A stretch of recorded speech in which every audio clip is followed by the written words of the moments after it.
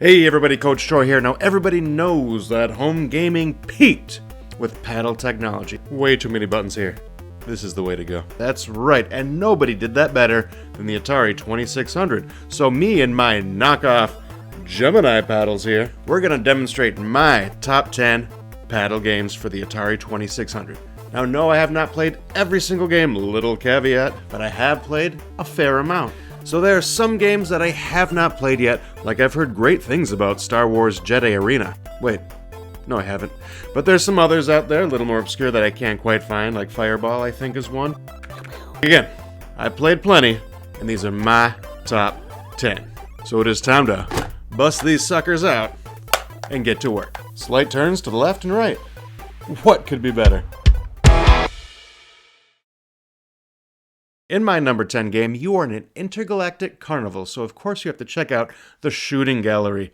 Man, these Atari premises sometimes just get a little bit weird. But in this shooting gallery, you will target one of two different colors, taking out different demons.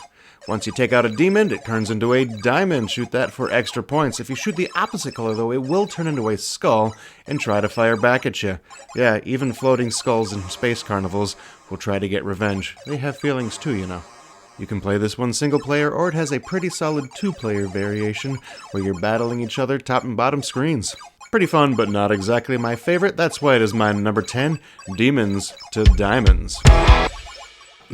So Pong was a phenomenon back in the day. Lots of different ways to play it in the arcade, home consoles, designated Pong machines.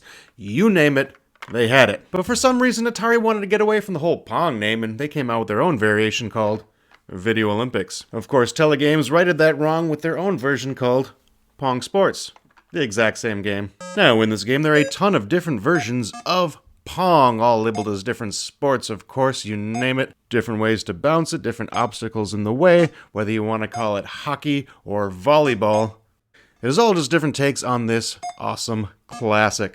If you've got another player with you, you've got hours and hours of fun. But still, it all kind of boils back down to the same premise. Don't let that ball bounce past you. Now, yes, this one is a classic, and it would be higher on my list, except there's only 2 different games you can play with one player, and sadly, believe it or not, even my wife doesn't want to play old Atari games with me, so I'm generally playing alone. That's why this isn't going to be in my number 9 spot. Now, as a child, I often dreamed of growing up to be lots of different things, you know, a firefighter, a cowboy, an acrobat that pops balloons. Thankfully, I've got Circus Atari here to help me live out that dream. Circus Atari here is kind of like a take on a Breakout or Arcanine style game, but it's got a little bit of a twist here. Instead of a ball bouncing back and forth on the screen, it is actually a clown or acrobat, and you're trying to bounce him up high on this little seesaw and pop those balloons above. This is definitely a very silly premise, and this game is more fun than it should be. This is a classic that lots of people look back with in great fondness. Plenty of different variations, so you can switch out how your balloons act, switch out how you're trying to pop them. But the best part of this game is, even if you happen to miss and lose all your lives, a clown dies. That's my number 8, Circus Atari. In the number 7 spot, we got M Network's foray into the genre, and that is Astroblast.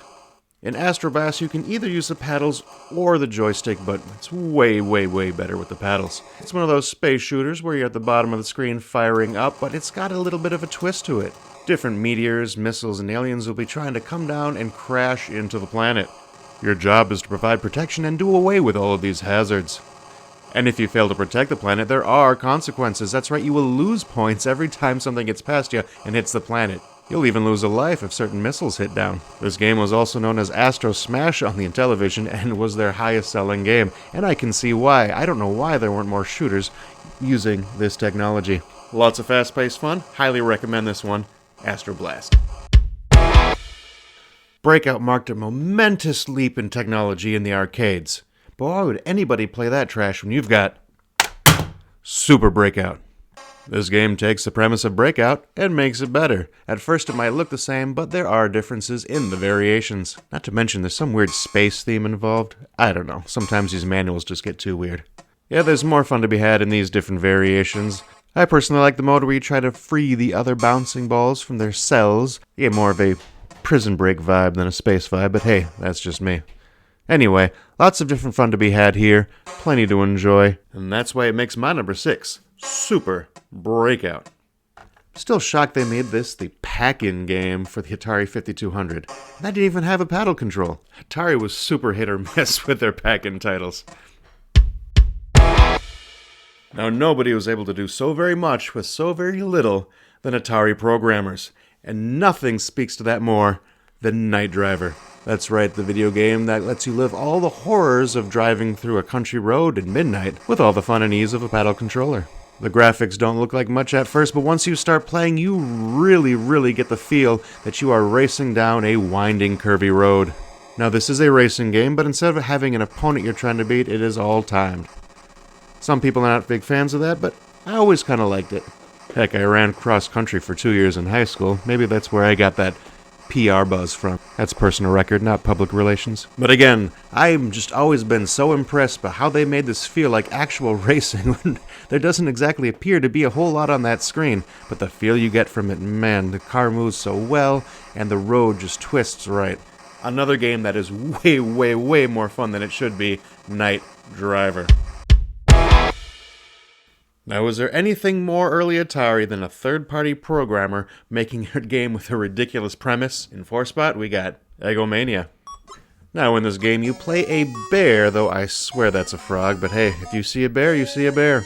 And you are trying to catch eggs that this chicken is dropping. Is it chicken, or is it a rooster kicking them down? I can't tell exactly. But you do gotta make sure you grab these eggs before they hit the ground, because if they do, they will crack open and the yolk will begin to flood the screen. Too many broken eggs and your bear drowns. Man, this game has gotten me so frustrated because the rooster will taunt you when you miss. And oh, that is an annoying taunting sound. But I will say that all that taunting makes it so satisfying. When you do beat around, you are able to shoot back at that stupid rooster. And nothing is more satisfying than taking him out. I swear this stupid creature gives even the duck hunt dog a run for his money. And in the 3 spot, you get to be a real American hero with G.I. Joe, Cobra Strike. Now, this is another incredibly odd game. I think they took the Cobra command part of G.I. Joe a little bit too literally, as there is a giant snake dropping acid on your troops, and you have to control a shield there to protect them. While protecting them and making sure they don't get disintegrated, you're going to move to the turrets from side to side, shoot a pellet, and, well, I guess it's a missile, but it kind of looks like a pellet. But anyway, you're going to take control of that, guide it, and try to hit the eyes of the Cobra. An incredibly strange game with these parts that don't really seem to work together, but somehow they do. The really cool part of this game is you can be 1, 2, or even 3 players controlling the Cobra, the barrier, and the missiles. Not a lot of 3-player games, so this one, pretty awesome. There's another game where I say to myself while playing, I don't really know what this is, but I know I like it. And in the number 2 spot, we got Activision's awesomeness in the form of Kaboom. Nobody can deny the awesomeness that is Kaboom, as you are trying to foil the plans of the Mad Bomber. And how do you stop a bomber? With buckets of water, of course. You're going to be sliding your buckets side to side across the screen, trying to catch these bombs as they fall, and putting out the lights on those fuses. The gameplay is super smooth. The bomber looks pretty funky. The premise is a little strange, but nobody can deny just how much fun this is. If you do happen to miss a bomb, though, you will lose one of your buckets. I guess it exploded. At certain point levels, you can get buckets back, but it gets so much more difficult with only one bucket. Now, this is a game a lot of people might get mad at me for because it's not in the number 1 spot. This is my list. Fight me. And in my number 1 spot, we're going to combine all the best parts of Pong and Breakout, mix them together to defend your castle in Warlords. In Warlords, you'll be battling 3 other people as you try to defend your castle.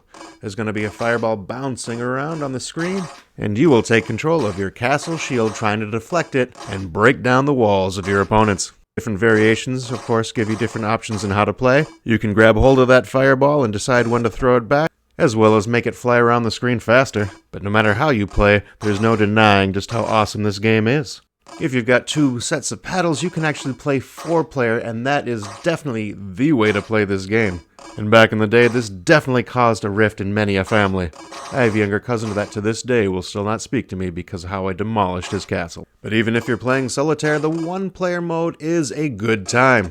Nothing beats a well-placed shot that bounces around in a shield and takes out another player's castle. There's no surprise that this game is at the top of my list. I'm sure many of you have fond memories of this one in particular. So that is my list. Again, I haven't played everything, so tell me, what am I missing? How is my list wrong, and what would you do to reshuffle it? Are there any glaring omissions or games that have no business being on a top 10 list? Or was I just absolutely perfect and got it right? Crazier things have happened. Let me know. This is Coach Troy. Hope you enjoyed this, and I'll see y'all next time.